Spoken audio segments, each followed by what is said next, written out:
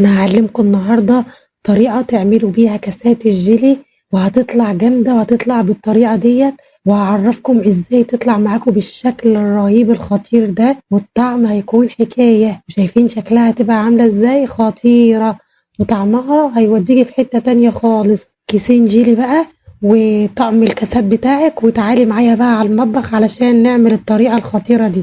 يالّا بينا نسمّي بالله ونصلّي على الرسول عليه أفضل الصلاة والسلام. هاحتاج معايا كيس من الجيلي الفراولة، وهاحتاج معايا كوباية ونُص من المَيّة المغلية وتكون مغلية جدًا، وأدوّب كيس الجيلي فيه لحد ما يدوب وحبيبات الجيلي تدوب تمامًا، وهاحط عليهم 5 مكعبات من التلج، وأقلّبهم بقى كده وأسيبهم يبردوا شوية.